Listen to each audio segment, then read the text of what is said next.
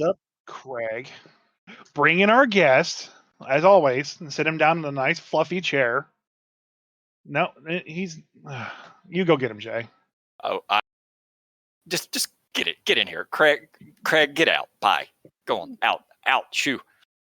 I'm Sorry. I'm Grumpy Dungeon Master Christopher. That's Grumpy Dungeon Master Jay, and we have a new guest with us in the chair. Jeff Ashworth? Question mark? Hello. Hello. That is my name. And But this Okay. chair is you're overselling the comfort level of the chair. Well, I mean, it's just a block of wood. We didn't actually have another chair. We don't have a budget for this thing. I'm sorry. It's okay. It's all right. I think a chair, it's a place to sit, and I'm happy to sit here and chat for sure. So, Well, welcome to the Grumpy Dungeon Masters. Yeah, I'm very Thank glad to have you on. This will now actually get Jay off of my back because he's been asking to have you on this podcast for literally 2 years. Year and 9 months. When he first found your book, the Game Master's book of random encounters, and he bought it and read it, like his world changed. Yeah. And he's been nothing but hound me to invite you on. And In what way specifically did your world change? Oh man. So, here we go. putting you in the spotlight now. Yeah. So I have been. Please, the chair is uncomfortable, but the praise is a warm, cozy blanket that I will wrap myself in. I'm about to smother you in it. Enjoy. No, so I have been playing. I've been running 5th edition. Well, actually, let's start with you before I get God, to me. okay. Okay. So one thing we ask every one of our guests is, what edition did you start playing? Yeah, so I actually started on 5th edition. Okay. I grew up. I wanted to play D&D when I was a kid, but I grew up during a period of time, and specifically in a part of the country where I'm not sure if you're aware of this, but Dungeons and Dragons was considered to be of the devil. Yep. Yeah, I'm with you. So we'll talk about that here soon. I was unable to play. I did play Magic the Gathering for a while, and I have a very crisp memory of a friend of mine who was like the guy that I played Magic with, and was one of my best friends. Still, an incredible dude. But he came to me having had a dream where he was being chased by a dark entity, and the entity chased him, and he fled, and he remembered running with his Magic the Gathering cards, and the entity chased him into the bathroom, and he flushed them all down the toilet, and then the entity disappeared, and he was in a world of sunshine and calm, serene peace. And he said, and so that's why I feel like I'm being, pursued by a demonic force, and I have to get rid of my Magic cards. And I said, sure, that made the most sense to me. He Saw a demon in your dreams, and it chased you and told you to flush your cards down the toilet? Sounds great. He did not flush them down the toilet. Okay, that's good. I was going to say he could have just traded them at the local game store for Overpower cards, Marvel Overpower cards. Oh, no. So we played that instead, and that was less of the devil, I guess, because, Spider-Man isn't a demon, right? I mean, it didn't have demonic tutors, but Mephisto is still a thing. So right. So I didn't play D&D, but I we made up a lot of worlds as a kid, and I loved collaborative storytelling. And as I got older in New York City, a bunch of friends were playing D&D, and they were describing it to me, and I had heard about it and had converted to atheism, and was less concerned about a game being of the devil, and so I thought we would give it a try, and I fell in love with it. I mean, it's everything I love about what a hobby can be, right? Like, I love playing games with my friends. I love storytelling. I love philosophy and problem solving, and challenges where there's no right answer, and sometimes right is still really, really wrong. I love those types of evenings where you just get lost in exploring a story together. And D&D gives you all of that if it's done right and done well, or at least done with people that share that same idea. And so, yeah, I started off on 5th edition. I've not played much of the earlier editions. I've looked into a lot of early stuff for like just to understand mechanically the differences between earlier editions of the game, Yeah. and where things are now, because I think that's important, particularly when you're doing sort of second party content and you want to make your stuff as approachable as it can be for any system, really. Yep. It pays to kind of have an understanding of what the nuts and bolts are of different systems. So that's my experience with earlier systems, and games like Pathfinder, example, are really more. They're not experiential; they are scholarly, I guess, if that makes more sense. Yeah. I love your books specifically because they are viable for any edition. The like NPC stats and specific trap stats and stuff might not be, but they seem easily adjustable. I'm the old guy here. I started with D&D Basic and then 2nd edition back in like 1990. And I played a lot of 2nd edition, a lot of 3rd edition. Skipped 4th, just kept playing 3rd. And then 5th edition came around, and me and my whole play group, we transitioned over to it.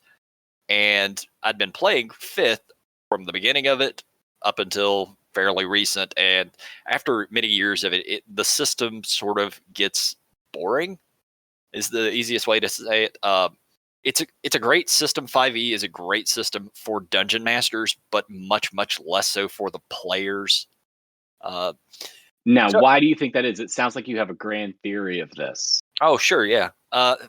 So 5th edition is very simplistic in what you're capable of doing for building your character. And when I say building your character, I don't mean backstory or what has your character done. I mean, having come from earlier editions, you have access to a massive amount of feats. You have access to a massive amount of other things that you can do in building your characters stat-wise, magic item-wise, and so forth. And a lot of that was pared down in 5th edition. 5th edition is very, generic's not the right word, but it's very uniform in what you can do at certain levels. Every single vengeance paladin is going to be exactly the same. Doesn't matter. At 15th level, they are all the same. And there's very little you can do to mix that up other than maybe having a couple of feats that are different. But if you were to play something similar to that in 3rd edition, those characters are going to be incredibly different just because of the massive diversity of feats. Yeah, Jay's kind of from the camp of players that like the numbers, like the theory crafting and the stat sheets and the charts and the graphs. And I started in 4th and basically went straight to 5th.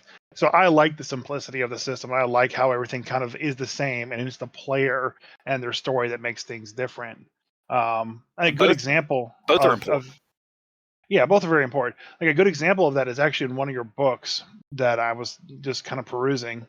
You have, I think it's your NPC book, where you have like a lot of like, if you're talking to this NPC and you have a character that has high charisma, they would notice this. And I think it's Max and has a great sword named Lemmy, I believe. Yeah.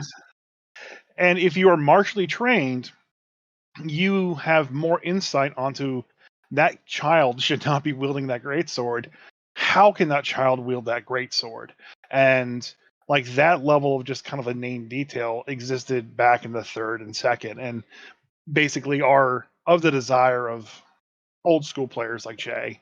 Yeah. Whereas the new system just doesn't have that nitty grittiness. So when your book comes out with that kind of instillment in there, it makes old players like him feel very happy.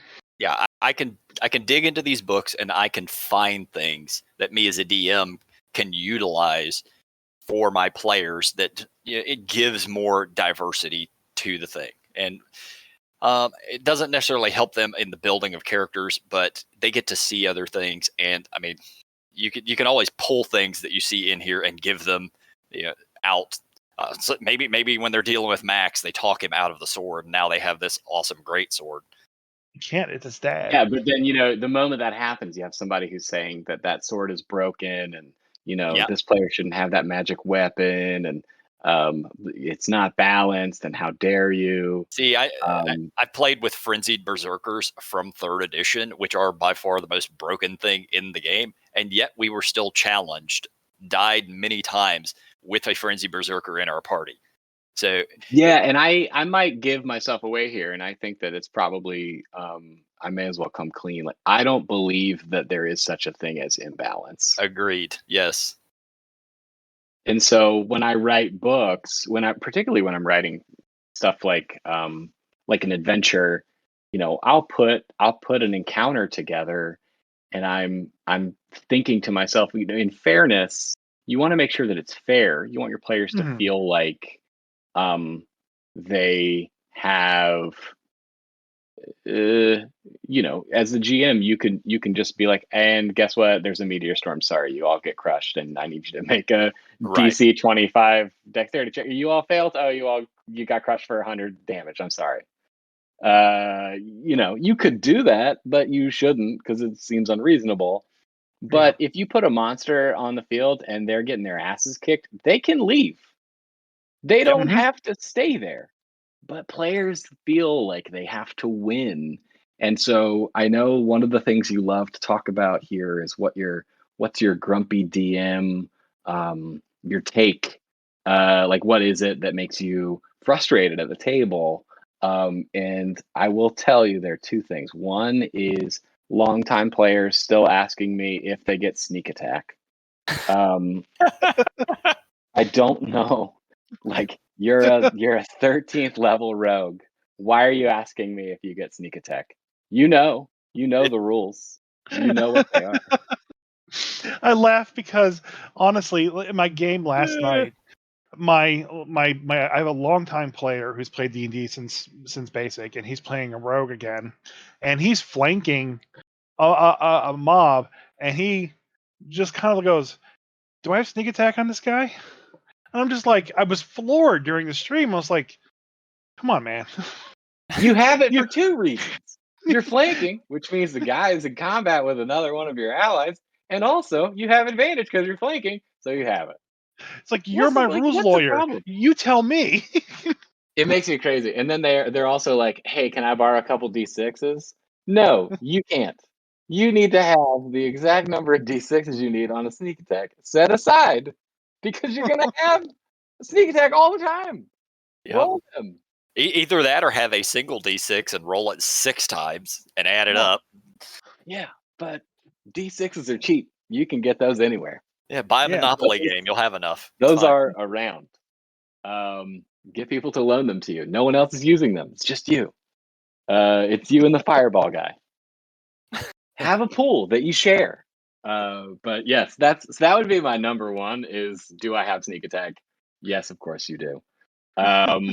And then the other one is people who think they can win Dungeons and Dragons. It makes me insane. Yep. I don't know how to, but this is the problem, and this is why it makes me insane, is I understand the impulse because you're playing a game. Yeah. And there are people who are crunchy munchy, and they want to make like this perfect god that they bring to the table every week to beat me, to beat the DM, because they want to beat a god, right? They want to show that they're the best. This is a thing that they spend all their time on, and they want to showcase how superior they are at it, how good they are at building a stat block and speccing it out in a way that is minimally and maximally created for maximum impact. And I understand the impulse, because I do that too, right? I want to bring the most mechanically pristine character to the table as I can. But people on Reddit who are like, monks undervalued. There's no reason you should play a monk. Go fuck yourself. Like, no, if I want to play a monk, I'm going to play a monk. Stop telling me I can't because I will play bards in 2nd edition. I don't give a it's shit. not optimized. Like, go. Then why are you playing this game? Like, people in life aren't optimized. And so I think the most interesting aspects of storytelling come out of a lack of optimization, or putting somebody who thinks that they're optimized into a situation where all their power, it's like Joker, with Batman. It's like, what are you going to do with all your strength? I kidnapped your daughter. She's in a demi-plane. I'm the only person who knows where it is, and I'm never going to tell you. Min-max your way out of that. Good luck. I actually ran into that recently where someone had built a character and used I have homebrewed some of these rules just to let you know. It's like my character is unbeatable, unkillable, and just basically I want you to make a monster that's going to beat me. And I was like, all right, fine, I'll do it. And I thought about it for a while. I was like, I'm not going to make a monster. What monsters are out there that could beat this guy? And I had his whole stats. I was just like, oh, a fairy that can cast heat metal. All right. Yeah. And then So yeah, here's disappear. yeah. And he had to take off all his armor, all his special powers went away. Oh, it says here on page 87 that it's going to take you 10 minutes to take off your heavy armor, bro. Sorry. He can help you. You can do it in 5 minutes. You have an ally. Oh, but you don't have any allies because you're a dick at the table and all you care about are rules. I run Adventures League at my local game store. Do you know what that is? Yeah. Okay. So I run Adventures League, and every once in a while, we'll have people show up that just want to min-max characters so they can kind of win the encounter or win that situation. But overall, I try my best to kind of steer them away from that and give them things that are more interesting to kind of play through. And I was kind of again going through your book of random encounters. Notice that there is a lot of that, there's a lot of encounters, but they're not straightforward physical challenges. And that's what a lot of people think. I think if you just want a tactical war mini game, D&D can be that. 4th edition does that better. But you can also just go play Warhammer if that's what you want. Yeah, I think I would say that's probably we got 2 complaints about the book. But that was one of the complaints we got about the book. The first one is that you're claiming these are encounters, and there are no encounters here. It's just like a guy walks into a bar. Well, yeah, that's an encounter. A guy walks into a bar, and guess what? He knows this, that, and the other, and it might be important to you. And if it is, great. And if it's not, that's also fine. Go back to your beer. Yeah, I mean, they do feel more like one-shots, but I mean that's what you do. You sit down, and that's your one-night encounter. This whole thing, I think just they're arguing semantics there. 4th edition had to be very clear with what an encounter was because it mattered with getting abilities back and stuff. But your encounter is whatever you're doing at the table this evening. It could be 3 or 4 fights and a snake pit trap, or it could just be a lot of role play. That's the encounter. That's what you're doing. So what was the other? So that's interesting. I think of and it's probably because I don't have the background, right? Is I don't think of encounter as a rules-based unit. Mm-hmm. I think of encounter as this is a thing that you have encountered. This is the thing you and your characters have come into contact with, and so to me, that's what the word means. But if half of the community are coming from a background in the game where encounter was like saying combat or short rest, then sure, I can see why they're pissed. I would be mad. I mean, I don't understand why they're pissed. This is not official. This is official. This is not official 5e material, so I wouldn't expect encounter to mean the same thing. And but you have a section at the beginning of the book saying how this book is used and how this book is not used. I mean, you spell it out for people. I mean, but that's assuming that people know how to read, and I don't want to. I don't want to express an opinion on that either way.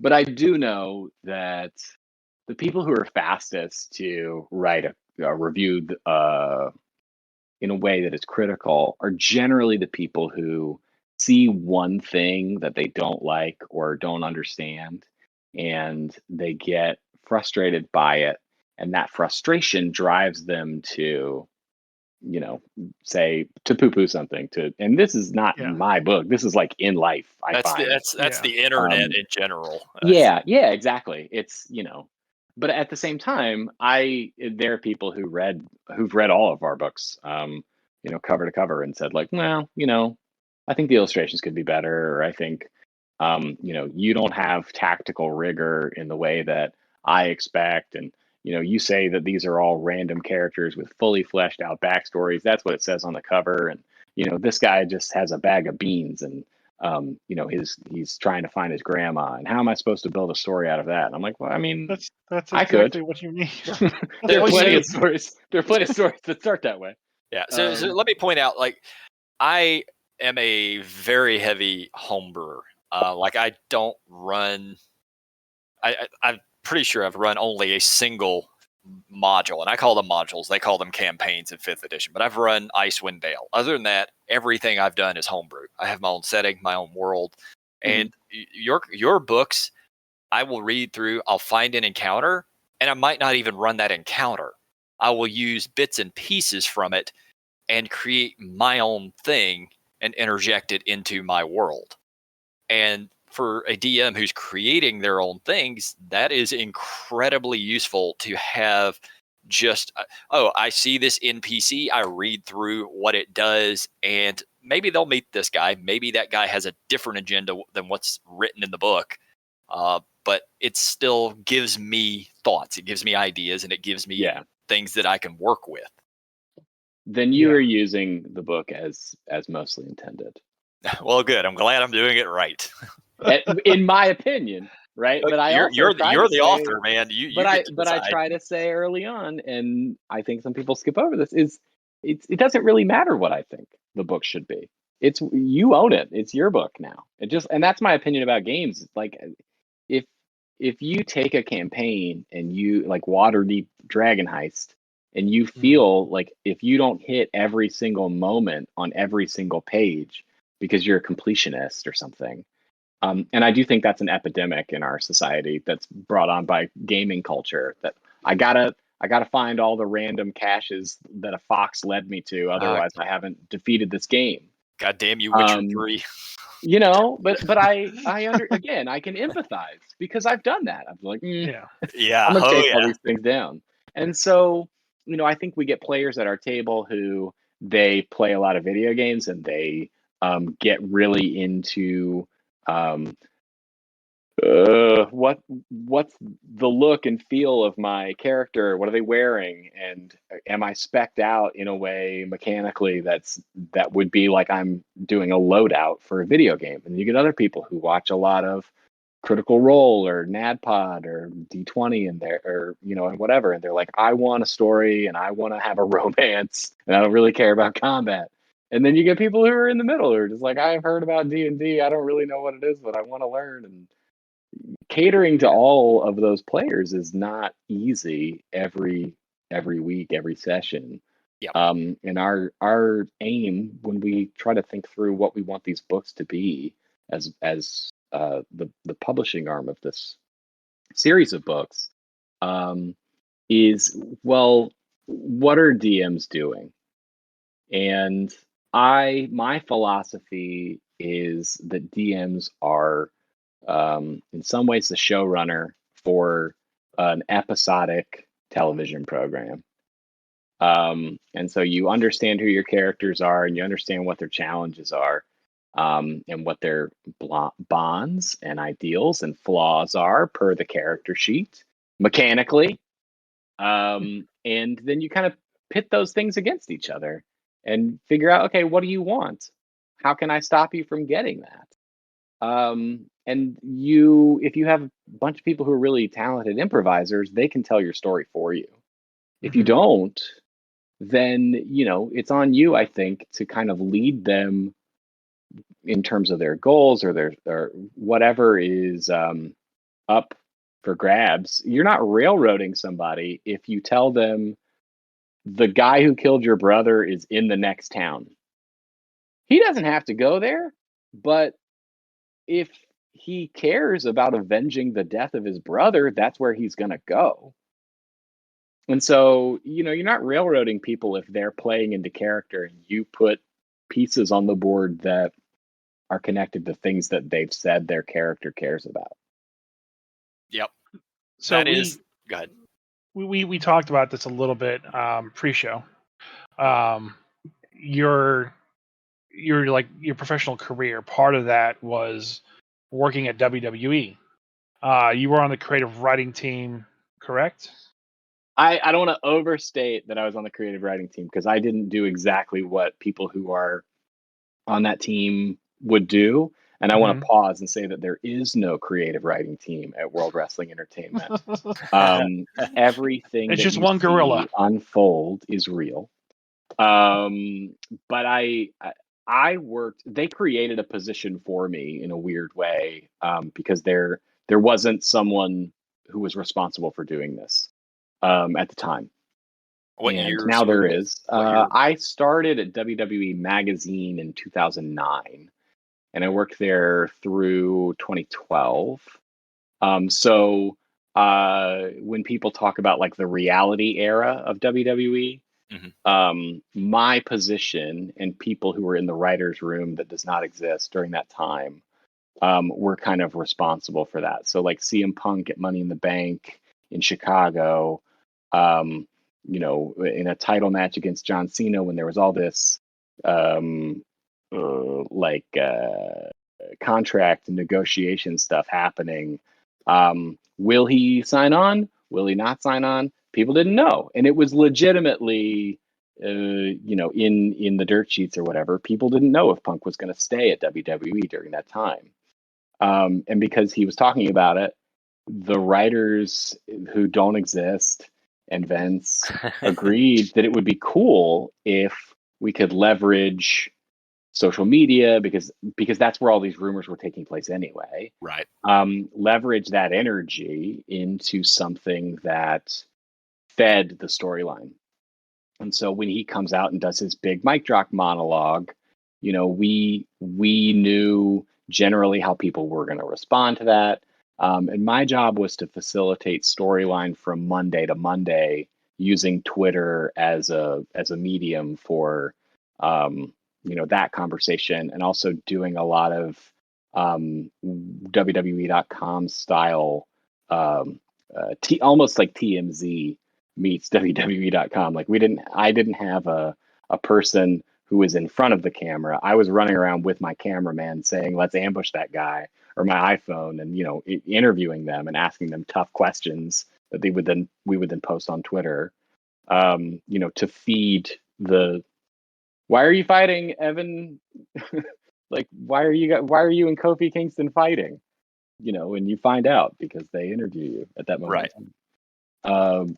But anytime they say like, this is such and such is trending on Twitter, when The Rock went out there and said boots to asses, it's now trending worldwide because I said it in the ring.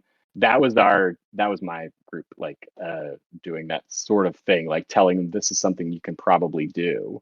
Is why don't you take your cell phone into the middle of the ring and tweet a photo of yourself right there? You're the only live television show that's story based.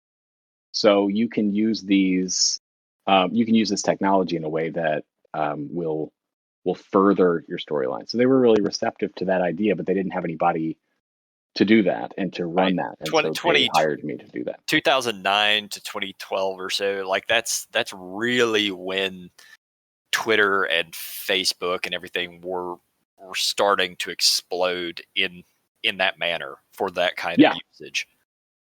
Yeah, and it was as simple as talking to Kevin Dunn and saying, like, even if you just put a chyron like they do on Major League Baseball, and I know you're a huge Orioles fan, if you watch your Orioles game, in the bottom left-hand corner, it says #MLB so that people can, or hashtag, Orioles versus Astros. Yep. You put that in there so that you can consolidate the conversation. And it was cool. But I learned so much from those guys. just like, I mean, my wife and I talk about it. When we talk about it, we talk about traveling with the circus. Like, it really was every week you're just in a different city. And we would have what we thought was an idea of a show on a Friday, and then that show would change on Monday afternoon, and then we would go live at 9. And then Vince would change it at 8:30. I would never say anything like that. You don't have to. I will.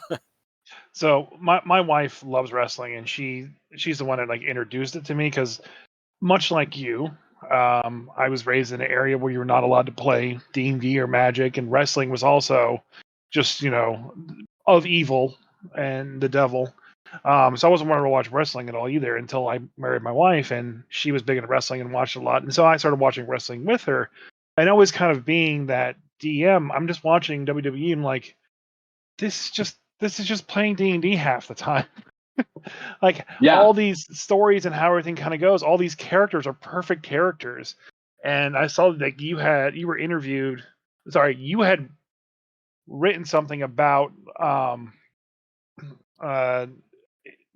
how people hold on, I got it right here. It's how I to did create a Reddit post how to while create back. pay-per-view worthy adventures and stop worrying and start DMing like Vince McMahon.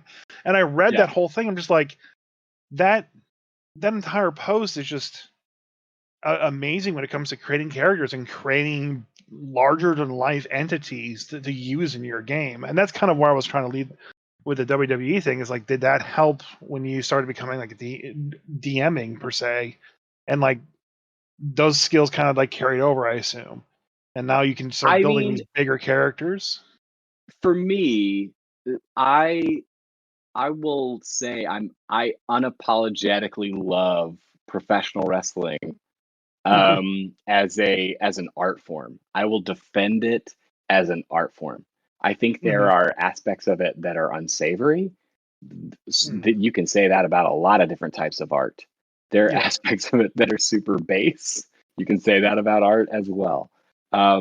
There's something primal about it that at its most basic, it's generally the simplest stories that we have told in a way that is like larger than life. So this guy is a superhero, but he's got a bum knee. Is he going to be able to make it through this match? Now I know what the dynamic is. Oh, this guy burned down his ex-friend's house, and his fiance was inside. They're gonna brawl it out in front of the burning house for some reason. Like, it's just really, really old. This guy is my brother, and I want to bury him alive. I don't know why that's the storyline, but it is, and everybody who's watching that match understands it. Everybody understands when HBK looks at Ric Flair and says, "I'm sorry, I love you," and then kicks him and retires his mentor and idol, only for Ric Flair to come back dozens of times after that.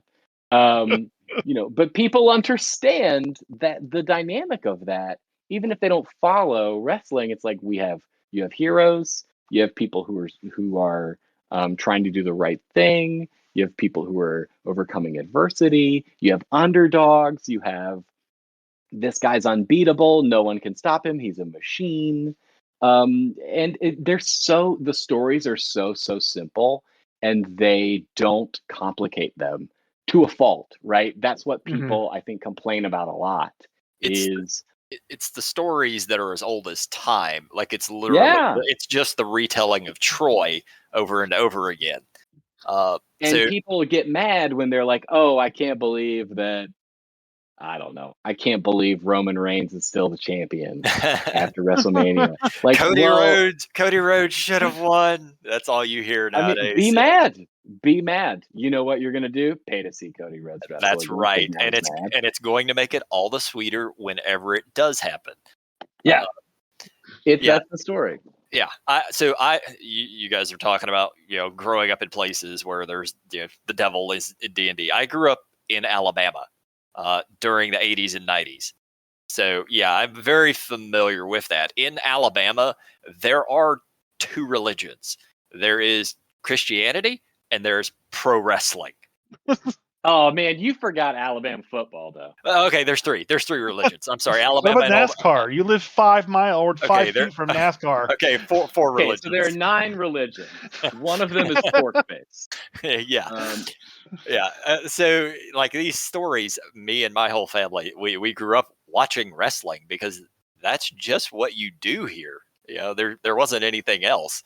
But I don't even know how I got into D&D specifically. I think I had a relative a long time ago who played it. He lived in Colorado, which is not the Southeast. And I had heard about it growing up, and then I saw the books. I always loved sci-fi and fantasy and just bought them. But anyway, Yeah. I digress. But yeah, it's just storytelling, whether it be wrestling, whether it be D&D, and we do always tell the same stories, but you throw a different spin on them. Have you seen like Kurt Vonnegut has the Anatomy of Stories or something like that, The Shape of Stories, and he draws a line. He's like, "This is a story we call Man in Hole." It's just like there's a man, he falls into a hole, and then he gets out of it. Greatest selling story of all time, and it's true. It's like the most common story, but we fucking love that story. We tell that story all the time in different ways. Yep. Yeah, I can't tell you how many D&D stories I have run where there's a bad guy. He wants to take over the world. These heroes have to rise up and push through and struggle and finally succeed after hopefully 20 levels and a couple of years of playing that we meet every other weekend. Hopefully. Yeah. Hopefully none of your heroes have children. Yeah. Because if they do, suddenly it's like, well, I understand there's an existential threat to the realm of Namdrek, but we've got a birthday party coming up. I have to say I am probably the luckiest DM ever of all time, because I had a solid 5 to 6 years where we met every weekend with rare exceptions. And then somebody got married and 2 other people's changed jobs. But I had a hell of a run. What you're not factoring in is just taking your child and shoving her in her bed and giving her a tablet and say, just watch TV for an hour and go to bed. It works wonders. Is that the secret? That's my secret. Is that the secret? So my wife and I are expecting, and we're finally like, oh man, Congrats. we're gonna like. People are like, oh, thank you. Yeah, people are like, oh, your life's gonna change. And I'm like, well, yes, we know that's kind of part of it, isn't it? Yeah, we have tablets. We'll figure it out. Yep, might be a rough few years. Might have to put D&D on the back burner, but nah, man, I'll get my Chat GPT will DM for me. There you go. Yeah. Seamless transition. I know you guys wanted to talk about that. I thought I'd throw it out there. Well done. Well played. Yeah, it's great. Actually, crap. I wanted to just do the quick mention.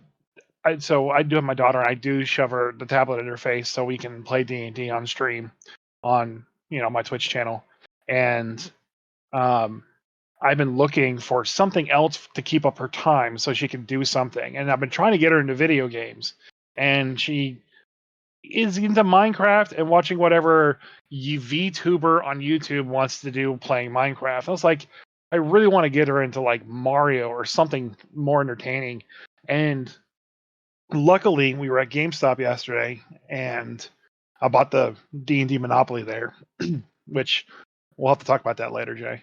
Okay. All right. And she walked over and started playing Mario Brothers for the first time, like ever, and she was enthralled with the game, so I just bought it on the spot.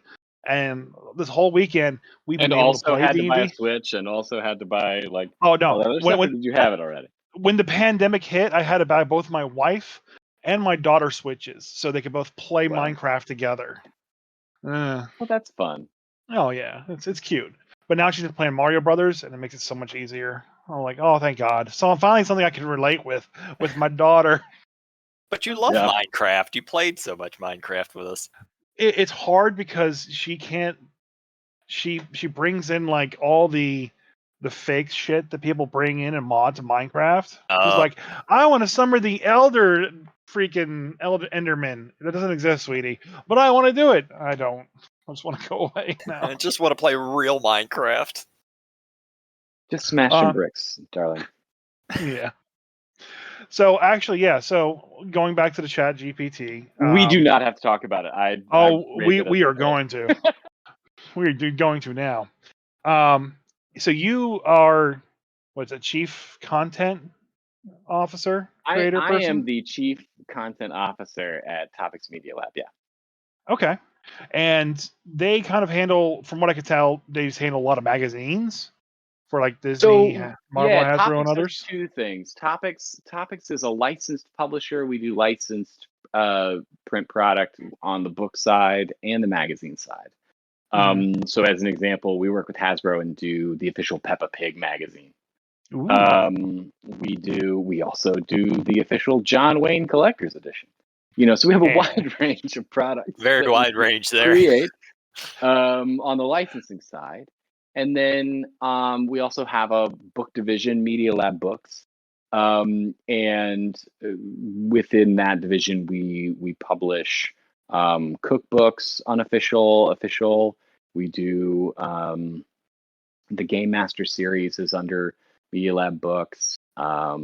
We have a fairly successful run of Everything I Need to Know style books. We do guided journals and daily devotionals and a lot of survival, how to survive in the wild style guides.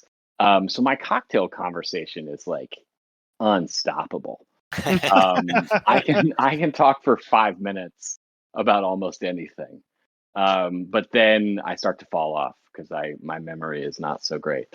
But yeah, so that's what I do. Yes.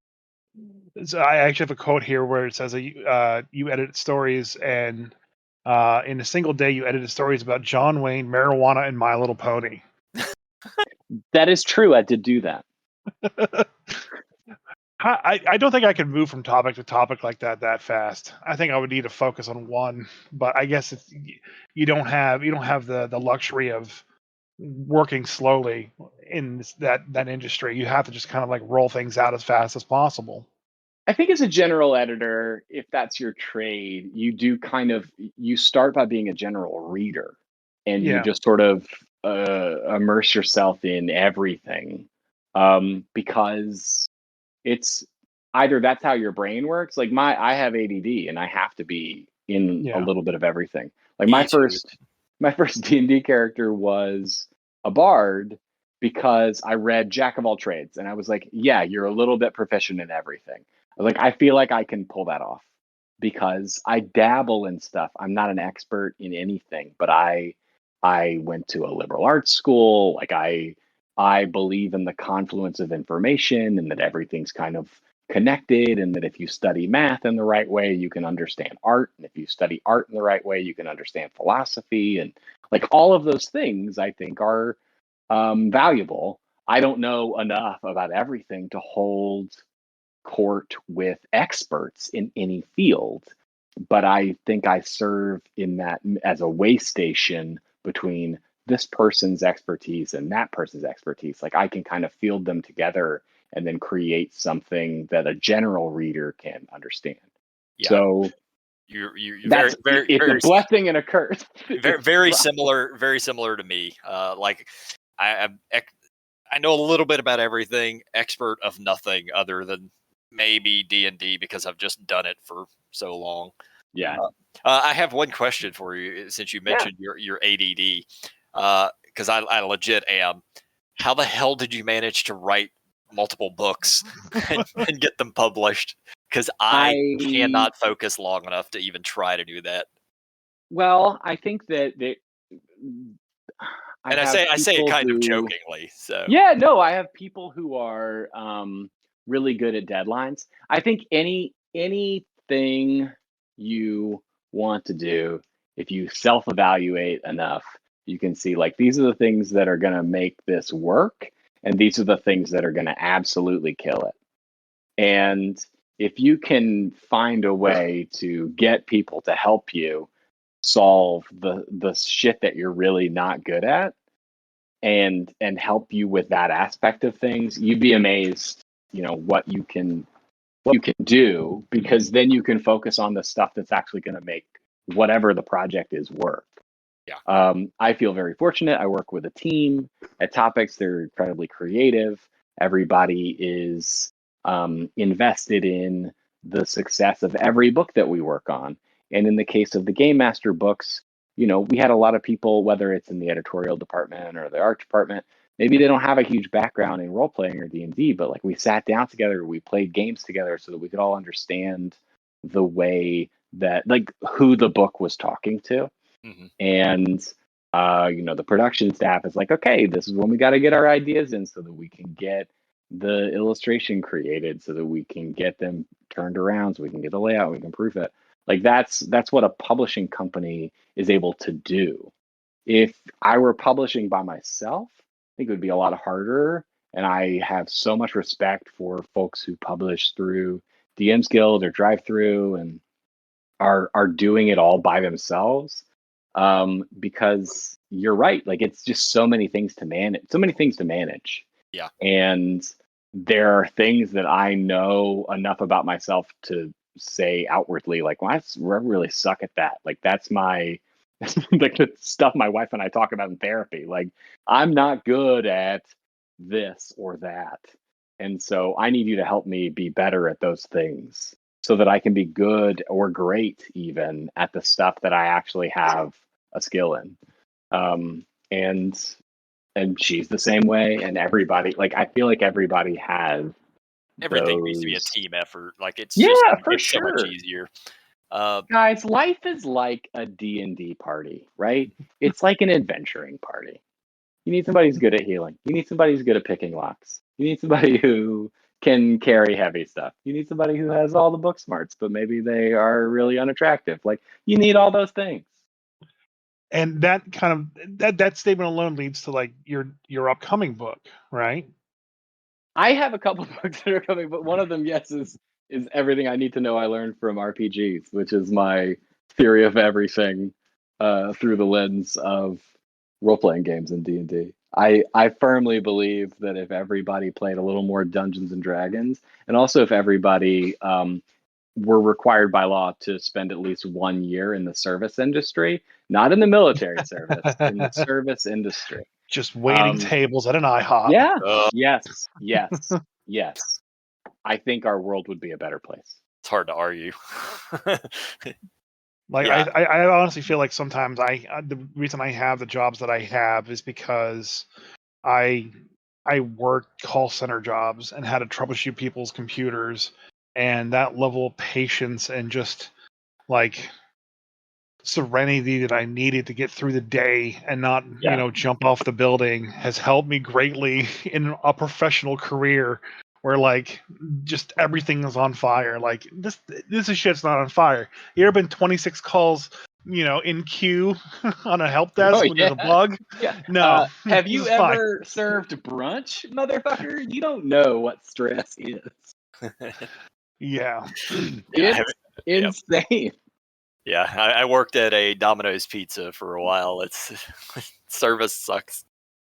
But I also had a really enlightening experience working at a restaurant that was known for like serving celebrity clientele, and they were really there was like an unspoken rule among all the waiters, which was you're allowed to say no here. And it was a big deal, like a super like point of privilege for all these servers that if somebody says, can I have that Caesar salad, but can I have the dressing on the side? You can say no. And they were thrilled about this notion that they could say no to a customer. And I'm like, right, but like you can go to the kitchen and just tell them not to put the sauce inside. Like, no, we're so busy. Kitchen doesn't have time not to put dressing on something. I'm like, well, that's bullshit. But that was their philosophy, and they loved it, and everybody was so stressed out. But I just couldn't stop thinking, like, we're serving meatloaf. Everybody is so panicked about making sure that Ben and Casey Affleck get their meatloaf on time, and I just don't understand the panic. I couldn't get my head around it. And I try to take a little bit of a lesson away from everything. And the lesson I learned there is, there's no point in being stressed out over anything. Like, what are you going to do? You're serving meatloaf. There are people literally in the Ukraine fighting for their lives. Why are you stressed out about waiting tables? It's fucking meatloaf. It's a server job. There are how many more on the same street? Like, but at the same time, and again, I can empathize. There are people who, if they lose that job, they're living paycheck to paycheck, and they need to get that money. And far be it from me to tell someone they don't have a right to be concerned about the way that they, move through the world. So it all comes back to D&D and understanding your blind spots and recognizing that maybe you think you understand the world and your point of view is perfect, but by the end of your journey, you've learned something not only about yourself, but about other people. That's what I want you guys to take away from this conversation. That's right. The hero's journey is a real thing. Bringing philosophy into it, as you should. I feel like most of my time now is just like, if I could take back the information that I had, the knowledge that I have now, and just give it to myself 10 years ago or 5 years ago, even. What are some of the takeaways from role-playing games that you find you still apply to real life? I think the biggest thing that I've learned, and kind of more or less learned recently, because my daughter's only 6, so this is within the last 6 years, is nothing that I ever did before then mattered. None of all the problems, all the baggage that I carried, just never seemed to matter. And I always was, whenever I played D&D, I used to have so much prep time when I was playing 4th edition, because it was just me in my bachelor apartment just playing D&D. I got to make this the perfect game. This has to be the game that impresses everybody and makes everyone feel amazing. And why did you put that pressure on yourself? I have no idea. That's what's interesting. Oh, that's who he is. That's who I am. But I don't think. But you're not alone in that. There are a lot. I'm not. People who feel that way. So why did you feel that way? Really, I'm going to get out of the chair, but I'm going to therapy session. Therapy session. Yeah. All right. I don't want to sit at the stump. I think Jeff muted himself. Yeah, that's fine. I did mute myself because I was going to let you. I didn't want to do like what that guy on the Daily does, where he's like, and just interject sounds to let you know that I'm listening, like I am listening. But I'm curious about this, and I think a lot of people in any setting, social setting, they bring their own baggage to it, whatever it might be. Mm-hmm. And I think DMs in particular, because there's so much that you're responsible for at the session. If you show up to a session and you don't have a sense of it, it generally will not be a meaningful experience for your players. In my experience. And that's because the expectation is that you're from your players is that the GM is going to run the session. They're going to do enough to help me understand what my responsibility is in the moment. So I don't have to bring anything to the table. I'm going to let them do the work. And I think that because that's the dynamic that most tables establish, and generally speaking, most GMs are willing to do that work because it's a hard job, but I'd say get off on it, but like they enjoy world building and having a little bit of that deific control, that omnipotence, that they sometimes do too much work, right? Where they're railroading people and writing storylines for everybody. But I think that's the dynamic. I definitely felt like that was my early DM career. And nowadays, especially with having run Adventures League and still running Adventures League for my store and trying to build the D&D community up at the store, I've had to kind of like let that go. I'm not here really to not that I'm not here not to have fun, but I'm here just to run this game. And my fun is going to basically be your dumb decisions that you're about to make to basically steal this person's treasures.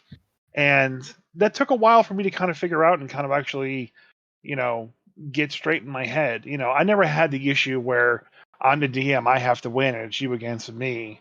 But I always had I got to make sure everyone walks away from this table having a good time. If people aren't laughing and having a good time, I failed miserably and I should never do this ever again. Yeah, I want people to have a good time. Yeah. I also want to make sure that I'm having a good time. And Yeah, that was never a factor in for me when I first started DMing. And that's kind of me as a person that I've had to kind of grow out of. It's I'll be the sacrifice here. I'll be the one that's the miserable fifth wheel and drive you and your girlfriend around and you and your girlfriend around while you make out and stuff, and I'll just drive around in circles because I'm so lonely. I need to have someone in my car. Because I want you guys to make out. I'm really rooting for you guys. Yeah, I ship you. I ship the two of you. Yeah, me and Chris are very sort of we're very much polar opposites in general. He worries about things, whereas I don't. He writes out things more so than I do. My D&D games are a couple of notes, and then just me freeballing it a lot of the time. What kind of a DM are you? Do you spend a lot of time writing things out, planning things out? I mean, I think for me, I plan ideas. I think through what my favorite thing to see would be, and I'll try to position stuff in a way that could lead to that. But I also am always fascinated with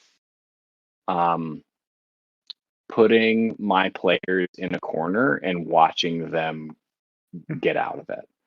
Oh, and yeah. so sometimes I mentioned earlier, I don't think that there's such a thing as balance. I think balance is overrated.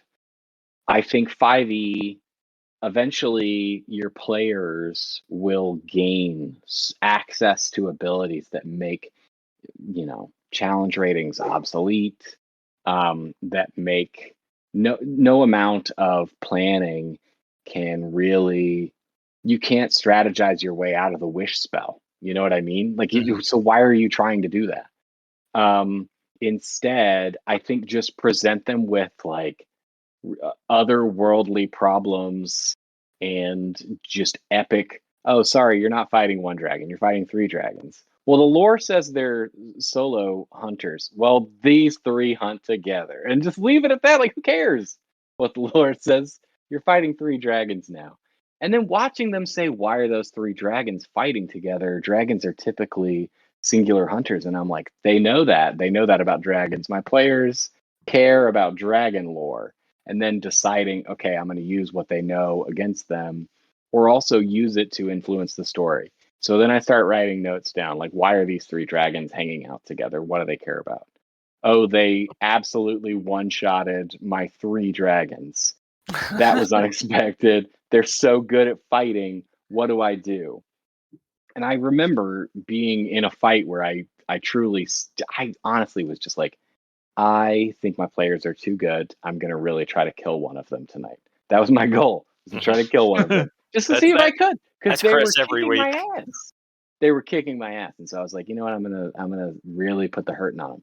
And they destroyed 4 dragons. And so the first one I killed, I was like, this dragon bursts into snow. They're like, was it a white dragon? No, it was a blue dragon, but it burst into snow and you killed it. And someone was like, oh my God, it was a simulacrum. We're fighting simulacrum dragons. And I was like, you are fighting simulacrum dragons, but up until a minute and a half ago, you were fighting real dragons. Yeah, until then you were fighting 4 dragons. Yeah, but now you're fighting simulacrums, and the real dragons are real, and they haven't come yet, but they're gonna come. They're gonna show up, but they still exist in this world. Don't worry about it. You didn't kill them. There's so many outs for DMs that I don't think we take advantage of, and I don't think we take advantage of them because we feel like it feels cheap on the players. But the players do shit that's cheap all the time. Yeah. They do, and they high five each other for it. And so they write the best stories. I think you can just say, "This is what happened. I'm sorry that you died. I'm sorry your character died. Guess what? This game has ways to bring dead people back to life. And if you care about playing that character again, we can talk through ways to ensure that your party has access to the things that they would need to bring you back to life. But also, you will be forever changed because you died. And there's a story there as well. And once you come back, what does that look like? Like that's the whole back half of Critical Role season 1. Like it's like this thing happened and we have to reckon with it. That's so much better than, I don't know, not presenting your characters with a creature that has a really high challenge rating because you're worried you might TPK them. Yeah, and the TPK thing at low levels, it's a real risk. In 5e at higher levels, it's a. But why is it a risk? Is it a risk because your players don't know they can run away? Oh, well, sure. It's math. It's math. A lot of it, Or is especially. it a risk because the wild magic table occasionally you can roll a fireball and it lands on top of you? So I actually had a group that was running through one of the new adventures from Keys from the Golden Vault, and they were level 1 and 2, and there's 7 of them, and it was running at an Adventures League. It's actually happened last Wednesday, and they were kind of going through. They figured out like how to get past the security doors at this afterlife casino, and they figured out how to basically move around and they found out where the treasury room was, and they were going to sneak in there and steal everything. And inside there was a animated minotaur, and the book said to use the undead minotaur stats. And like I said, this is a group of like 2s and level 1s, and it's a CR2 monster. And I played the monster properly, and it had to back up and do its charge. And I gored the barbarian, and I crit someone silvery barbs the crit away, and I just did normal damage. The normal damage is still 48, and it was more than enough to just absolutely just kill the character outright. And then I did it yet again to another player who was a level 1, just goring them to death. There's nothing they can do when they have 80 hit But points. was the barbarian raging? He was not. That was his mistake. The rogue. So I mean, it's yeah. No one walked. Yeah, no one walked away from the table feeling it was unfair. Yeah. Oh yeah. It was just. I wasn't arguing that. Like maybe it's because I grew up playing Battletoads and the original Teenage Mutant Ninja Turtles game. And now people are obsessed with like Dark Souls or whatever, or Elden Ring. Like, Dark Souls has nothing on the old fucking like Nintendo games. Has nothing on Battletoads. Has nothing on Battletoads. Not even close. Like it's hard.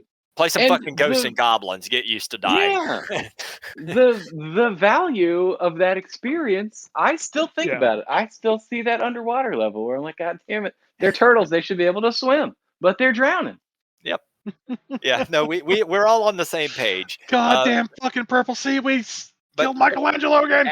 As you have not played the earlier editions of D&D, like 1st and 2nd edition, you could technically die during character creation. Like it was actually possible. Well, you know what? And I hate to break it to you, some people die before they realize they're dreaming. Yeah. I agree. I have some no people die before they some people die before they lace up those shoes, man. So 5th edition has made it a lot harder to die, which is probably a good thing mechanically at least. But once you get enough money within the game and enough knowledge, it's pretty much impossible to die. Like we played a game that ran up to 30th level at one point we started in 3rd edition, went to 5th edition, but after a while, we just had enough money. We paid like a church, chopped off a finger from everybody, and like, okay, if we ever die, just cast resurrection on that finger. That'll work. Becomes impossible to actually kill characters then. So. And that's the thing is like, okay, now as a DM, I know that temple is like your failsafe, and if I'm playing a villain that has unless I have enough in every money corner of the realm or whatever, I can just go buy that guy off. You know? Unless I have enough money and just every church then becomes a failsafe. Exactly, but that's the thing. You're eventually going to run out of fingers. I'm going to make you attack with disadvantage because you can't wield a sword. And I can't cast I spells without fingers. yeah, I think we put too much value on my character died and not enough value on okay, then what? Because we view the D&D is very binary. Everything is either, pass fail, save suck, like you either hit or you don't hit. You're either dead or you're alive. But I think that the rules are very clear. There's also plenty of room for bringing someone back to life, bringing, oh no, you turned into dust. Only a wish spell can resurrect your body. All right, well, it just told you how to fucking get them back. You just got to figure out how to cast wish. Do the 4 other characters in your crew care enough about bringing you back to life to figure it out? I've got a player in my game who, unfortunately, all the players loved his old character, but the characters hate him. And he pulled the wrong card from the deck of many things, and he got whisked away to, I don't know, the one of the various levels of the hells. And they've been like, we could go get him, but we have all this other stuff to do. And it's like, I yeah, gotta you have do. You eggs in have the a lot morning. of other stuff to do. So they've definitely backburnered bringing back their ally, but it's storyline based. There's nothing against the player. The Yep. player is Yeah. playing another PC who arguably is like a better fit for the group. That doesn't mean that the story is less. I don't know. Like there was some tumult in sessions with character A. Like I didn't really know what was going to happen because they were interested in things that the rest of the group wasn't interested in. Hmm. But it doesn't matter. Like I think if you point your characters and like if you figure out what really pushes their buttons, and this is why it's really hard, I think, to be a DM, is you spend all your time developing this villain and these grand plans and all this stuff that you think you care about. And then you introduce a random NPC and you use the wrong accent, and suddenly your players are obsessed and they're like, we want to destroy that guy, or we want to make sure that this person has all of their dreams come true. That's the most important thing. And it's like, well, no, but the world is on fire. No, we have to get Garth we have to get him to the dart tournament. That's important. We have to do that. And instead of fighting that impulse, which I think is natural because you've spent your weekend planning a whole route for them, instead use the tools that you have at your that are available to you, like all the random roll tables, make up some stuff and just say like, yeah, I mean, you have to go to this town. How are you going to get there? Yeah. We'll need an airship. Okay, great. Where are you going to find one? We will scour this city until we find an airship captain. Like, just let them figure it out. It's very important to follow what the players are doing. We completely altered another DM doing something like that. My group, we have multiple DMs within it, and my buddy Johnny was running at the time, and we were hot and bothered on a mission from God to go steal this piece of property. And when I say piece of property, I literally mean we were forging deeds and trying to steal this piece of property and make it ours. And he was running his storyline. So we're wandering through the marketplace of this town we've never been to. And as we pass through it, a bomb explodes in the market. People are screaming, fires are burning, everybody's running around. And that's what he's working on. And the entire group just ignored it and went to like the offices to get these deeds, made official. And he very quickly learned you can't railroad players if they're, especially if that's not what they're wanting to do right then and there. Yeah, I mean the game gives you so many tools as a DM, but I also think that knowing when to use them and how is really that's where balance is. It's Yeah. like yeah, I could kill all of you right now. There's nothing stopping me from bringing a some kind of weird Deus Ex Machina to solve this problem. And I feel like Christopher, you talking earlier when I first logged on about like a convenient story beat in something that you've been engaging with, where it's like, oh, now the problem is solved magically because they mutated and they're like immune to oil or whatever. Well, yeah, okay, now they're immune to oil. Like, is it simple? Is it whatever? Sure. My players, like, they all have jobs, and they, I'm not. I also have a job. Like, I can't always dedicate all my time to coming up with these really great story beats in the moment or ahead of time. What I hope for is that I can keep my ears open wide enough to catch on to the things that they care about, the things that would piss them off if they happened, the things that would surprise them if they happened, because I kind of analyze where they think things are going and I try to twist them a little bit. Again, it's Vince McMahon psychology. It's like what are the dirt sheets saying is going to happen? Or what does the average fan think is the thing that's going to happen in this storyline? And how can I do that but better? Or how can I do that without doing it? Or how can I subvert that idea entirely and give them something that is so unexpected that still feels embedded in the moment, but is a surprise. It's not easy, but like that's I guess from a storytelling standpoint, that's what I try to do. Is I think of those kind of levels. Is like what do they think is going to happen, and how can I either meet that expectation or exceed it, or what do they think is going to happen, and how can I rob them of that long enough to make it worth it when they actually end up getting the thing that they want. Yeah, you just gotta listen to the players, pay attention to what's going on, and make it work.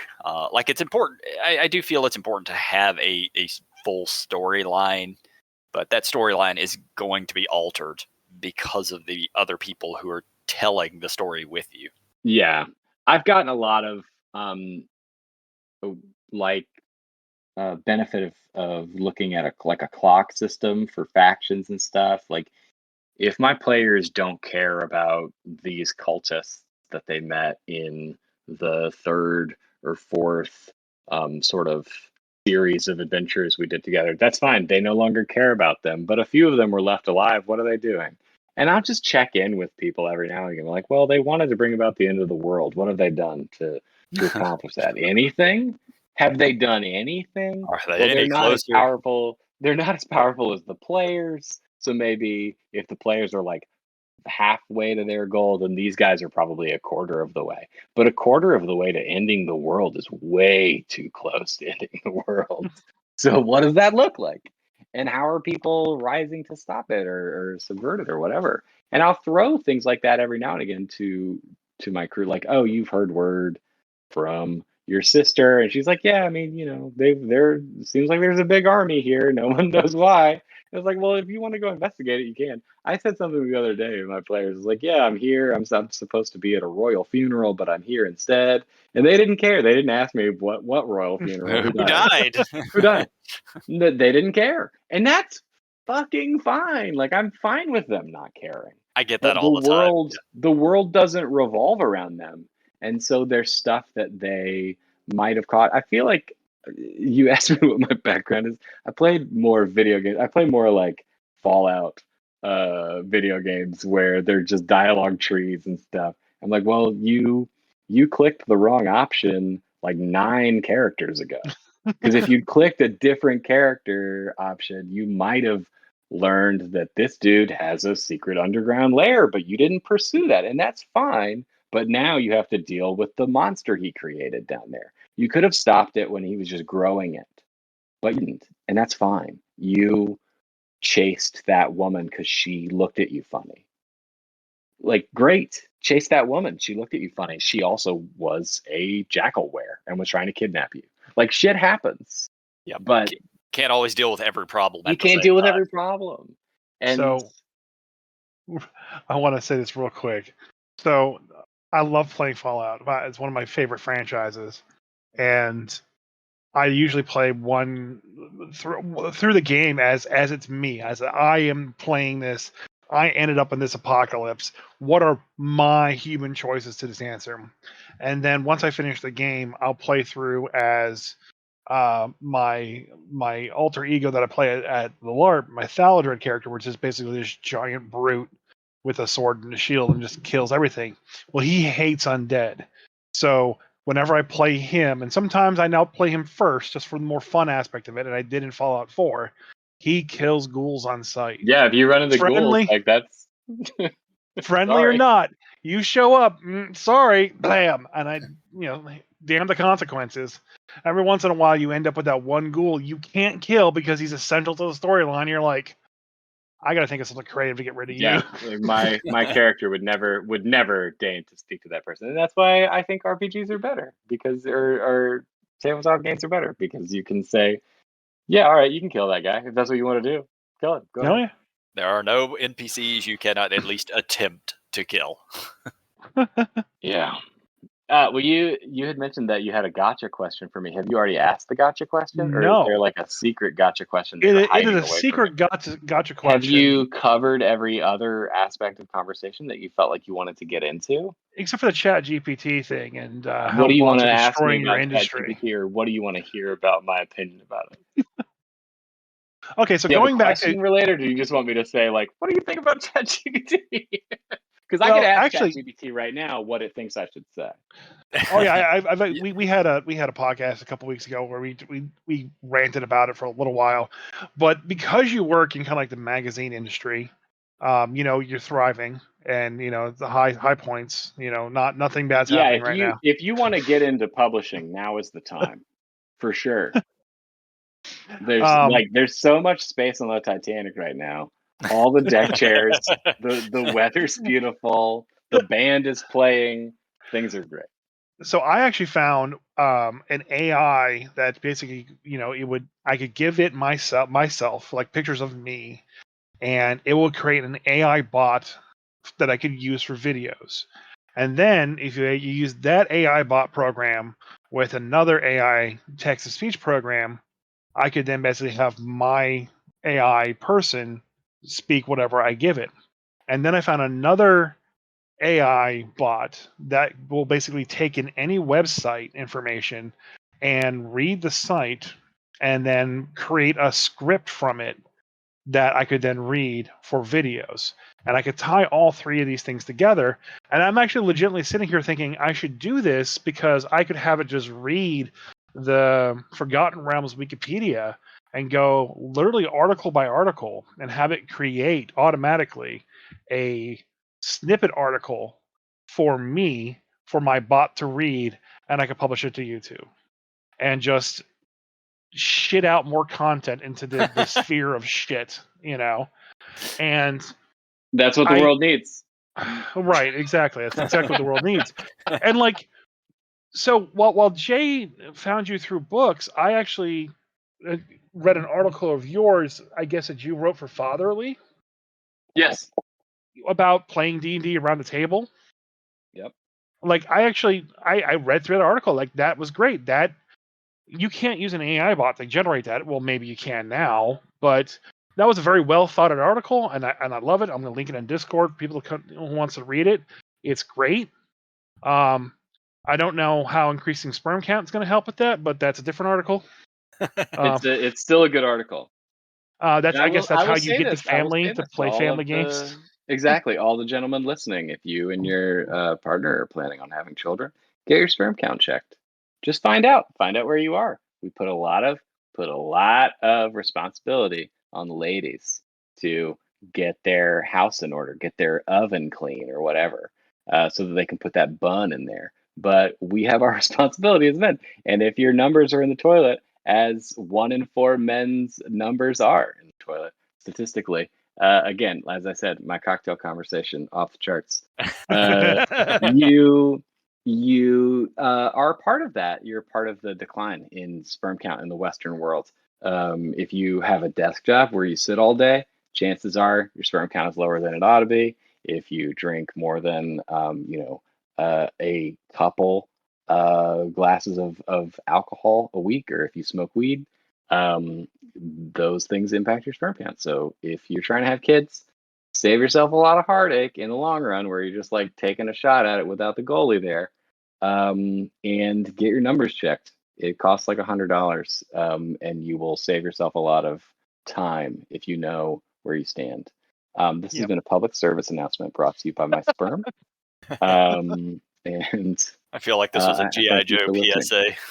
The more you know. That's The right. more you know. Yeah, my wife and I were lucky. We were just like, all right, get off the birth control. What happens, happens. And, it took less than a year. That's And great. I mean, that's awesome. we were extremely lucky because I sit at 100% every single day. And I drink more Monster than I should. That probably kills a lot of stuff too. But anyways, going back just to all Chat yellow. GPT. Yeah. Why does this taste weird? Why does it taste like metal can? So the Chat GPT creating thousands of articles, creating books, even like I think Paizo recently stated that they were not going to take anyone's work that contained any kind of AI written topics for D&D or any kind of AI encounters. Right. I saw also too that Sly Flourish was talking about how he's using Chat GPT to take data that he has and do formatting automatically with it now. And it was as simple as him just typing in a command to his AI that he had through Notion, and it just formatted everything, the article and everything, and all the monster stat blocks, all automatically formatted. And like that's great because I'm a tech writer by trade, so I know how annoying formatting can be. Like, are you using it at all? I guess.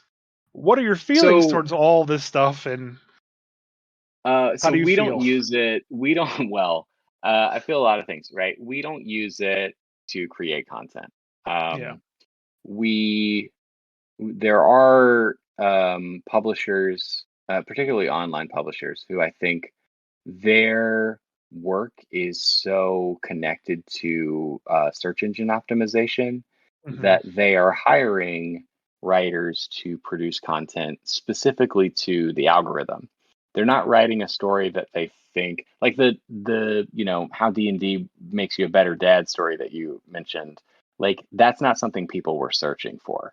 That's something I pitched to the editor there, because I believe that the game is valuable as a tool for teaching children how to be better people. I believe the game is good for teaching adults how to be better people. But nobody was searching for that. So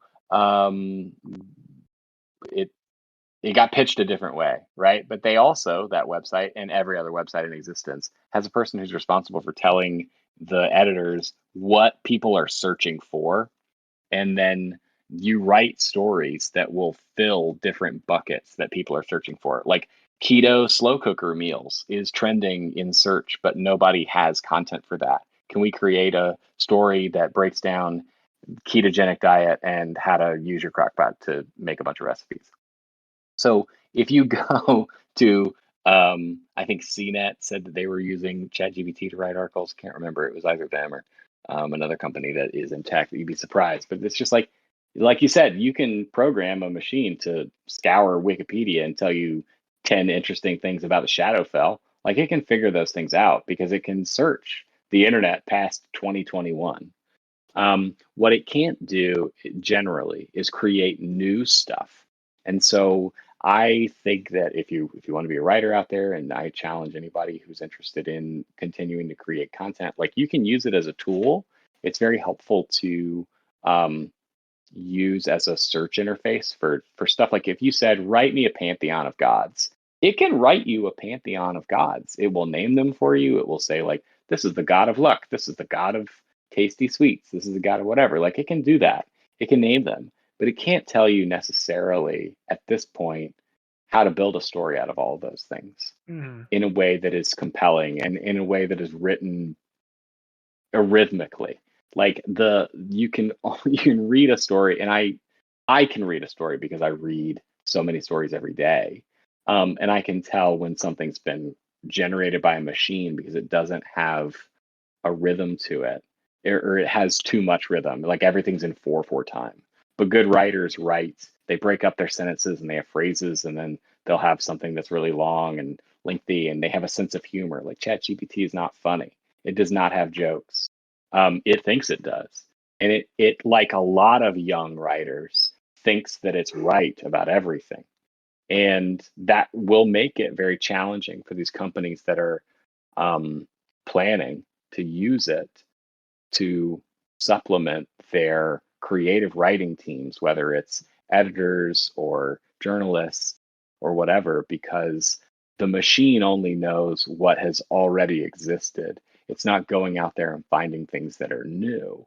And so because it's not doing that, we're rapidly hurtling toward a internet that's full of stories that were written because the internet suggested we should write it, because the search results on this website, which were generated by the same AI that's going to write the story, said that these are the top 5 foods that you should eat when you're pregnant. That's going to be the internet in the next 3 years. You're not going to be able to find new stuff because all the people who find new stuff are going to be out of a job. You're going to be reading recycled content.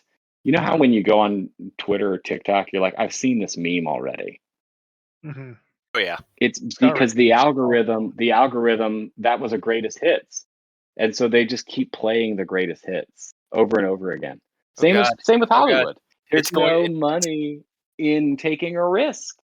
It's too risky. It's going to become the radio stations from the early 2000s, where it's literally like 6 songs back to back, just over and over. Yeah, it's TRL, but on the internet, it's TRL without Carson Daly, and who wants that? I don't. When we grew up in the 90s, we were promised a Skynet with killer robot machines, and what we got was a Skynet just giving us regurgitated information to read on the internet. Yeah, and man, so much easier for us to waste away. Thank goodness! Thank God, I have a backlog of books that I just haven't already read yet. So, yeah, speaking of books, your books are coming out in hardcover, right? Most of them, yeah. We have one book that's coming out paperback, but our what I'll call the source books are all paper overboard, so they're hardcover. Yeah. Yeah, I'm probably gonna. I need to grab a copy of that. And you actually have a very funny joke in your Traps book, your Game Master's Guide to. Oh, there's a lot of great stuff in that book. No. So in the section where you have what this book is not, and you list all like the standard things, and at the very end it says this book is not a cry for help. And when I read that, I died for like 5 minutes. Yeah, let me blow some smoke up your ass real quick before we get ready to wrap this thing up. I still got my gotcha question. I know you do. I'm not gonna jump the gun here, but because I was talking about your books earlier and how I think they were great for 5e, because I'd run 5e for a very long time, was kind of bored with it, and them coming out at the time they did was almost like it was perfect timing when they started dropping. And I know the first 2 or 3 came out pretty close to each other. The Traps book, the Random Encounters, and the NPCs book. And it just gave me so much more material and stuff to work with. Whereas, like WotC, everything they were releasing, they were doing 2 modules a year. Then they would do a book of like a compilation, the Keys from the Golden Vault type stuff, which I don't use any of those. They're like, I don't run other people's stuff in general.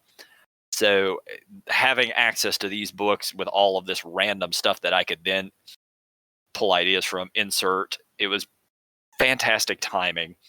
And the fact that they were coming out at literally about half the price of a standard D&D book. So I walk into my store and I see this thing. One of the other DMs had already shown it to me, and immediately I just start picking all of them up as I'm able to.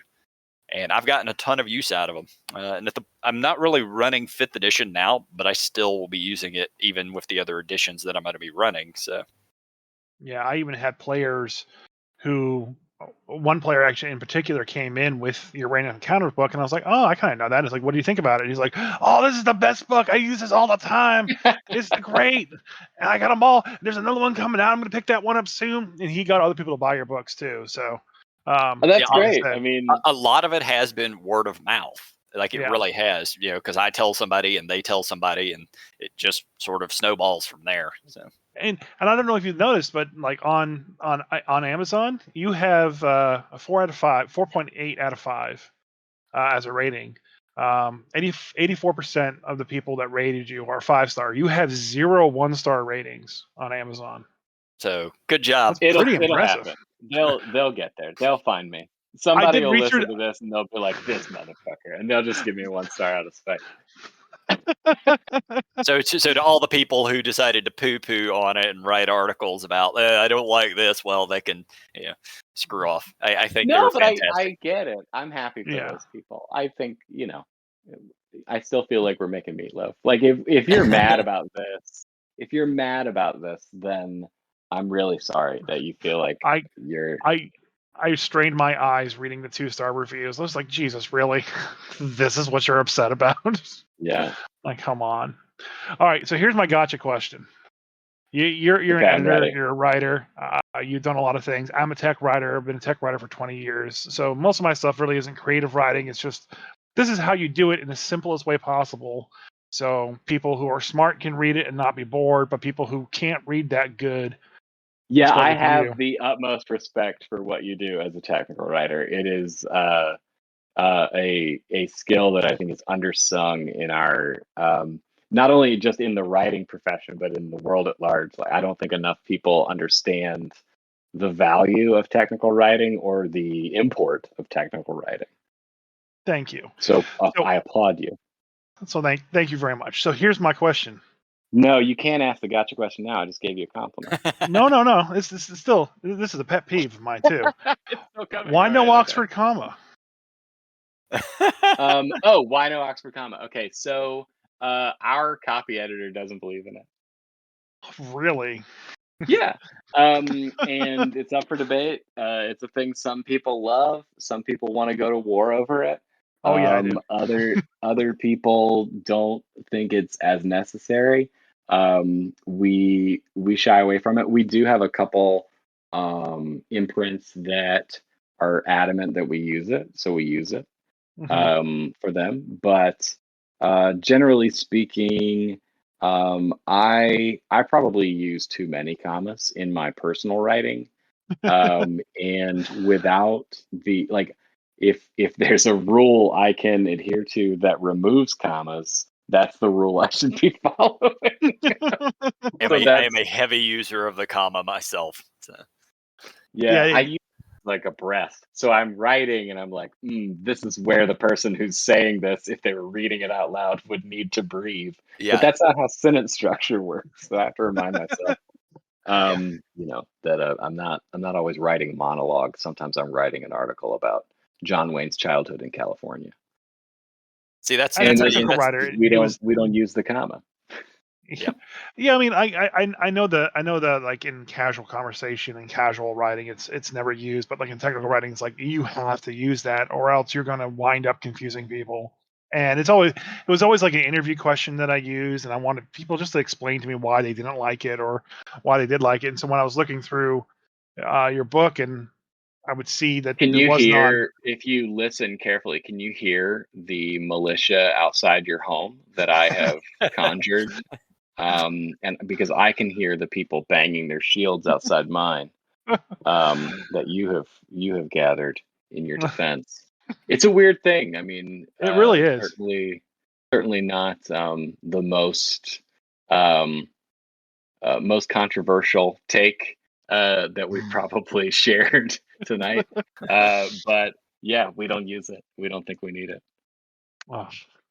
Well, I can understand that. Like from a publisher standpoint, I can. It's technical writing, man. We pay by the character. I should have told you that too. That too. Yeah, that makes sense. Yeah, there you go.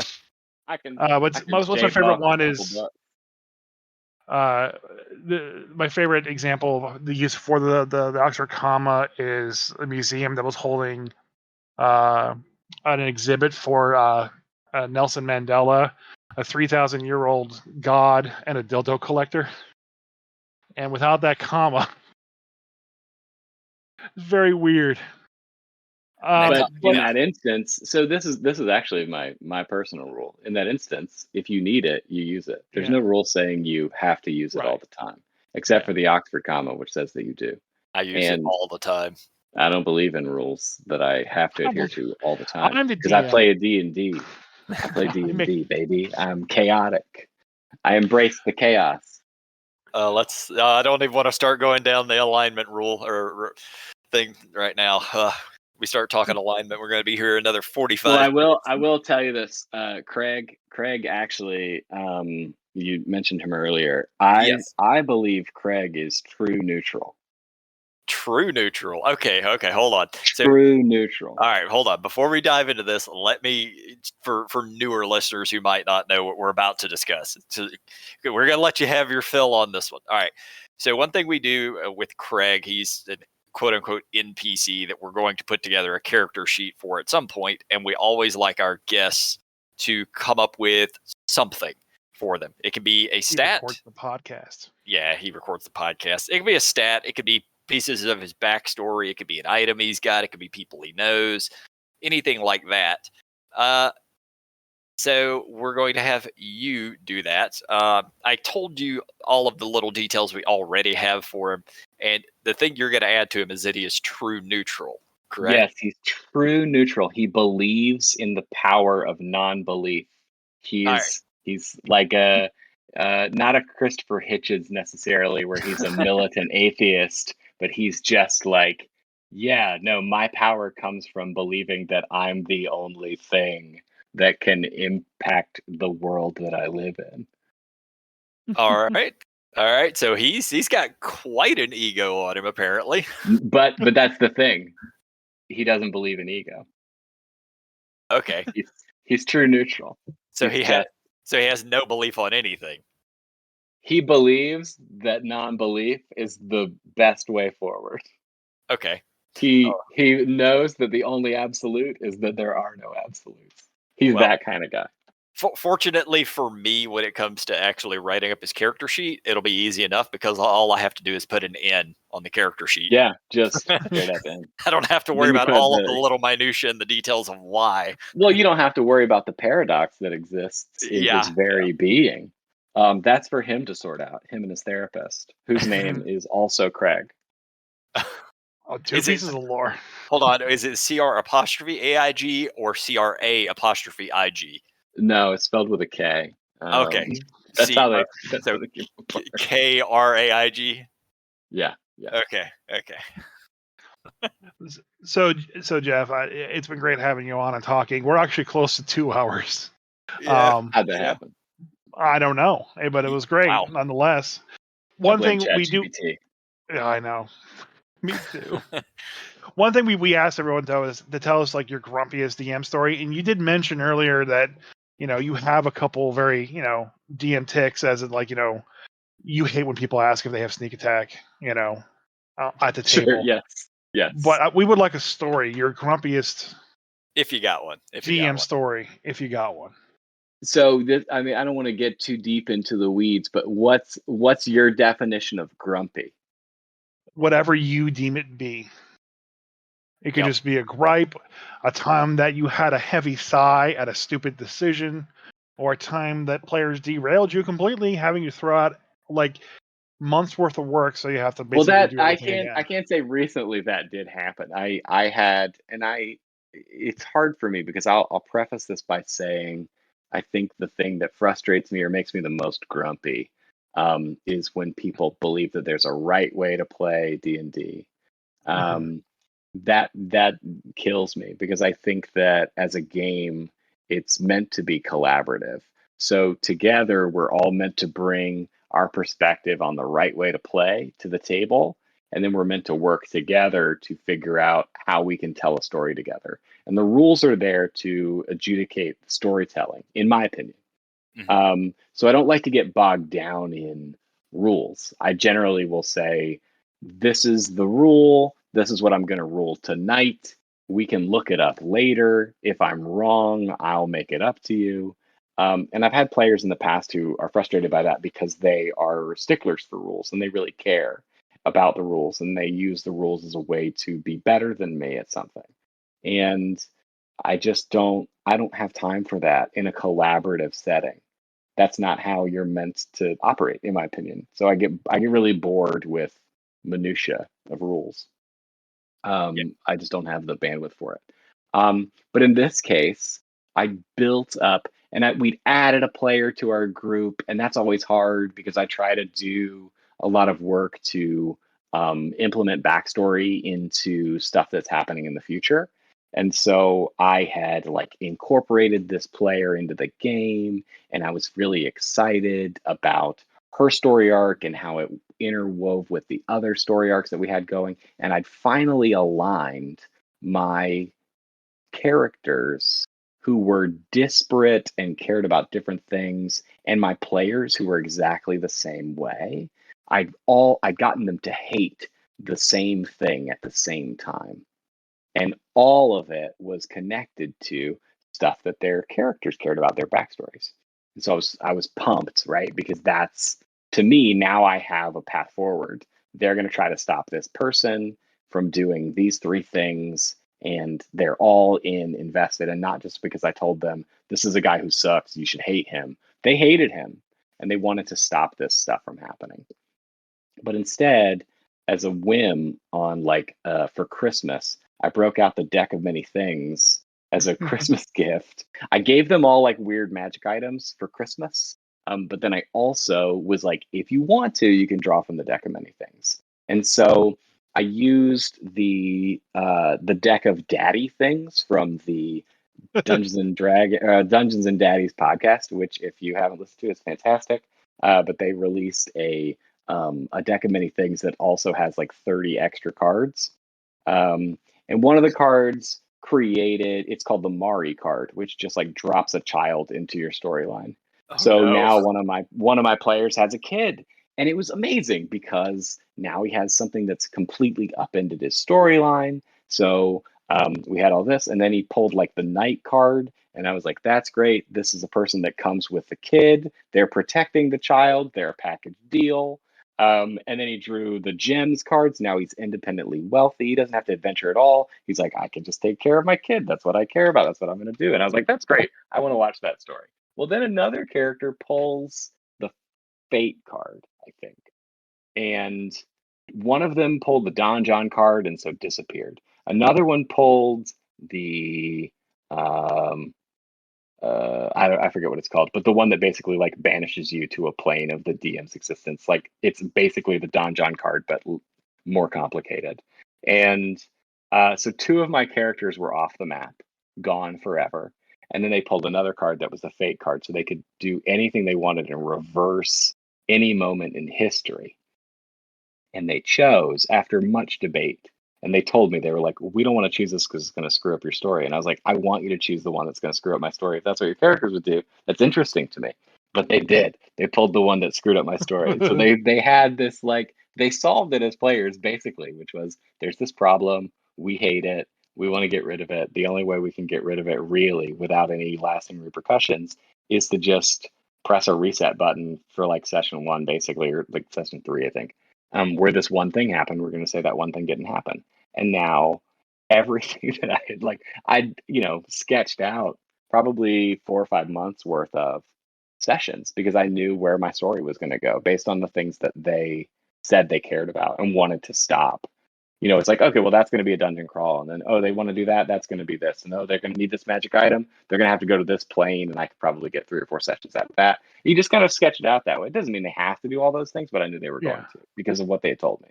Well, all of that was gone. And like, I have a day job and I care about making those sessions as good as I can. And I care about writing stuff tailored specifically to them and not just their party, but like each of them as players. I try to give them stuff.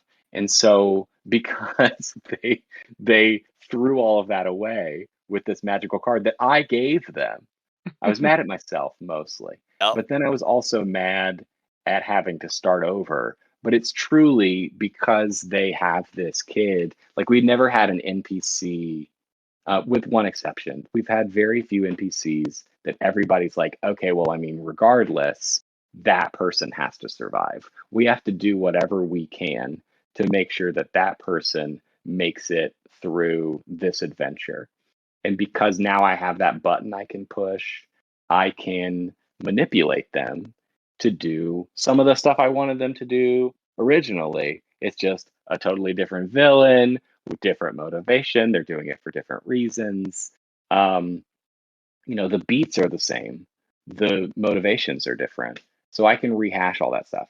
And that's what we try to create with these books, is stuff that like feels kind of evergreen. Like, there are plots that live within those 2 pages where there's a map and there's a little write-up of the space. But we try to create things that you can kind of drop into anywhere, and they're complicated or they're funny or they're some mixture of the two. And it's been good for my players, and for me to start over, because it's led to some cool stuff. But man, I was mad. I was mad that night for sure. Yep. There are 2 things that I want to say about that. One, never mess with the deck of many things.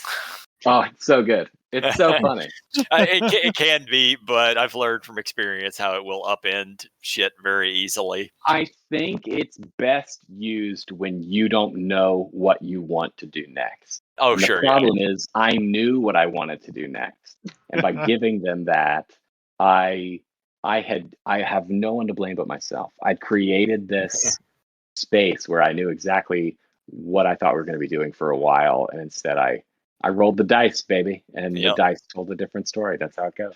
The other thing I wanted to say about that is, of all of the things that they could have chosen with the fate card, they decided to backtrack a specific incident, which is fine, but they didn't decide to backtrack to bring back the 2 characters that had been thrown off into Lord knows where.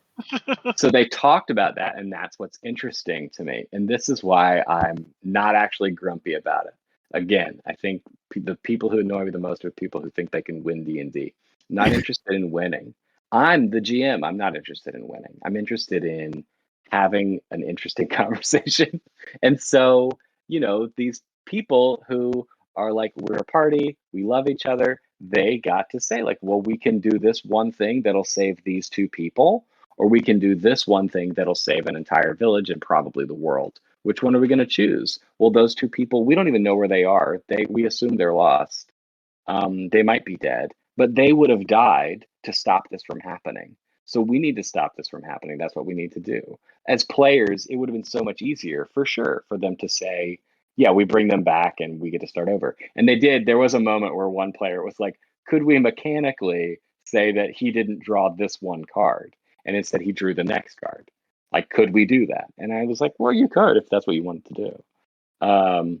But the story that came out of the decision that they made is really an exploration of, like, the trolley problem. Like, Yep. is it worth saving these 2 people and putting the entire world at risk, or do we save the world? And in that instance, they chose to save the world. And now they're in a situation where they're willing to destroy the world to save one person, because of the way that things have shaken out. So it's just very, like, I love that, and it wouldn't have happened probably had it not been for the card. No, that's a really cool story twist. Yeah, It's just how it shakes out. Yep. You gotta trust your people. You gotta trust the dice. You gotta trust yourself. It's the 3 T's. Classic 3 T's situation. Yeah, trust, and trust. That's right. Well, gentlemen, it's been a pleasure. Have I answered all of your questions appropriately? Did you feel like you got me with that Oxford comma question that I was fully prepared to answer with the power of someone who works with words every day? it was acceptable. I appreciate that. But as a technical writer, I know you will not sleep. You will write an angry email to me. You will send it to me. And you will explain why the Oxford comma is precise and important and useful. And you will have used an Oxford comma in that list of things that it is. No joke. When I was in high school and I first noticed that people were not using that comma, because I was always taught to use it, I wrote a letter to my uncle, who was kind of this crazy man that lives alone in the middle of the woods, that type of person. And I had a Mhm. pretty good relationship with him. He knows so much shit about everything. And I said, why don't people use this comma? No joke. I received a 10-page response back from him detailing exactly how the loss of literacy in this country has been eroding slowly since he was in high school in the 70s, and how now that people aren't using the comma, we've lost this integral thing. And just 10 pages. I think I got through like 2 before I was like, okay, I have to check out. I'm sure there was another 3 pages on why you need to be learning cursive. Yeah, Oh God. for sure. My I mean, daughter the sees things cursive we and care about cries. are tough. So it's every generation has the things that their parents thought were really important. And then for whatever reason, we do the exact same thing to the next generation. We're like, no, you have to learn about this. Yep. I don't know. I feel like I'm gonna teach my kids to, or at least try teach them to just think critically. That's the most important thing. I think. Just Yes. Yes, it read is. as much as you can, and then maybe don't trust anybody, including me, unless you have to. So, Jeff, it has been an absolute pleasure. Thank you for doing this. Yeah, thanks, gents. Feel free to let me know if you have trouble with any of those books, if you run into any questions you can't answer, if an adventure seems to go nowhere and you don't know what the next step would be, let me know. Maybe I had an idea about where things were supposed to go and I just didn't communicate it well. And if you have any social media or anything you want to plug, right now is the time to do it. I would say you could follow us on Twitter, which is Game Master _5e. We're not verified on Twitter. We never were. We were unverified Ooh. before it was cool to be unverified. Oh, okay. Yeah, just like us. But now it's hard to separate. But yeah, we can be followed there. And yeah, there are some books coming out in October of this year. The Game Masters book of Villains, Minions, and Tactics is out on Ooh, Halloween I need this that. year, which is like 25 big bads and a bunch of general strategy. Like if you read The Art of War, but you're a hobgoblin, like how would you apply Oh that man, information? Sun Tzu would be proud. Yeah, and then we have the Game Master's Handbook of Proactive Role Playing coming out on the 17th, which is really cool, and kind of focuses on putting a lot of the work of campaign prep into your players' hands, so that you can relax a little bit and just focus on putting stuff in their way so that they can't succeed. I love it. Awesome. I'm looking forward to them. All right. All right. Well, again, thank you for coming out. And I guess, Craig, sing us out or something. All right. Bye, Craig. Bye, guys. Thanks, guys.